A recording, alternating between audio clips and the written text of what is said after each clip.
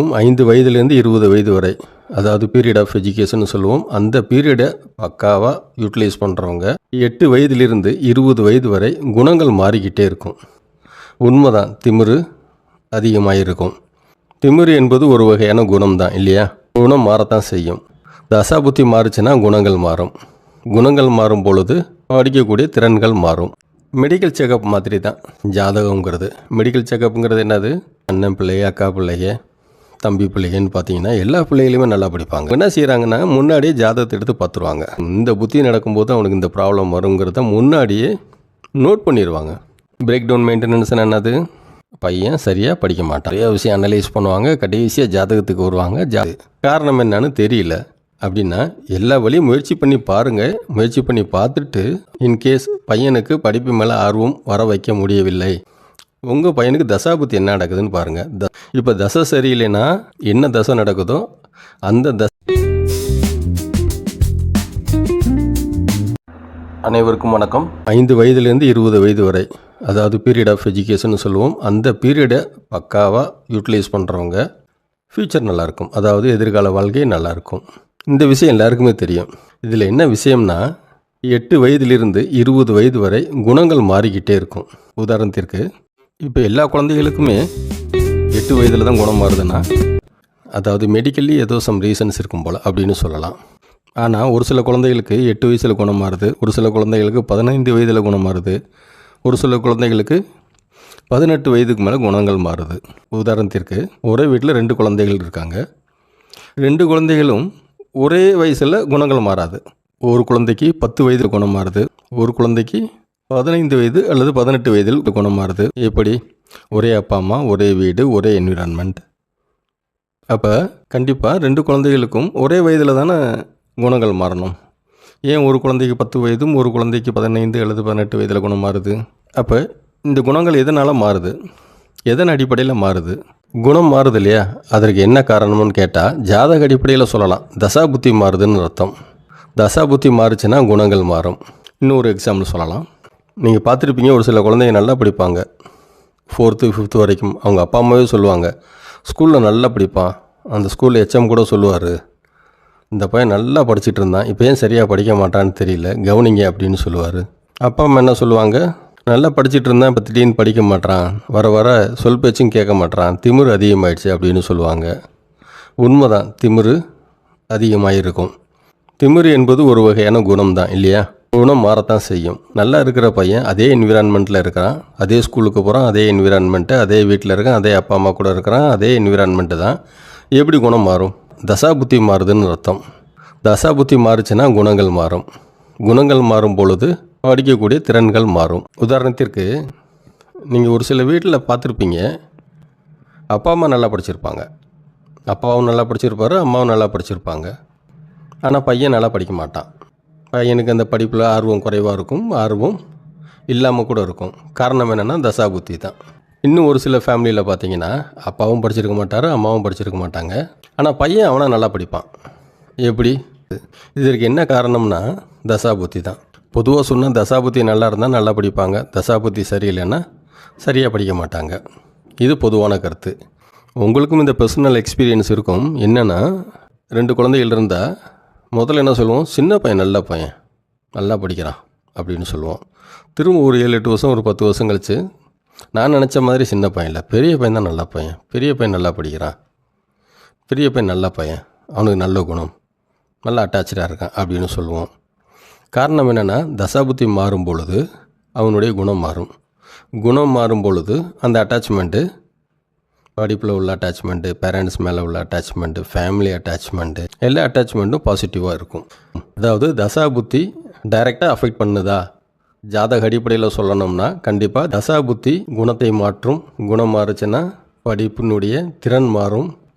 Medical checkup மாதிரி தான் ஜாதகங்கிறது. Medical செக்கப்புங்கிறது என்னது? இப்போ தலைவலிக்குது, என்ன செய்யலாம்?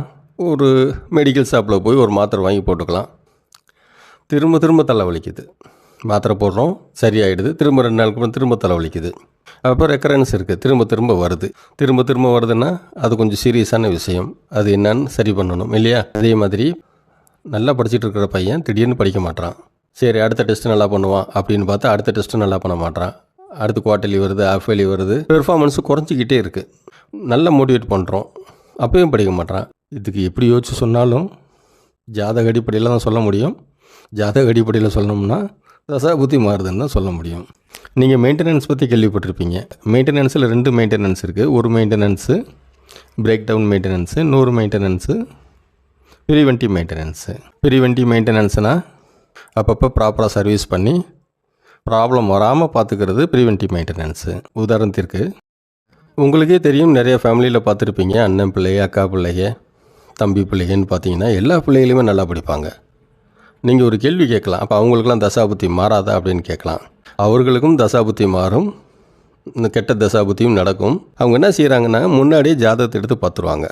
பார்த்து என்ன செய்வாங்க, இந்த வருஷத்தில் இந்த தசை நடக்கும், இந்த புத்தி நடக்கும், இந்த தசை நடக்கும்போது அவனுக்கு இந்த ப்ராப்ளம் வரும், இந்த புத்தி நடக்கும்போது அவனுக்கு இந்த ப்ராப்ளம் வருங்கிறத முன்னாடியே நோட் பண்ணிடுவாங்க. அதன்படி என்ன செய்வாங்கன்னா அந்த கோயிலுக்கு முன்னாடியே கூட்டிகிட்டு போயிடுவாங்க.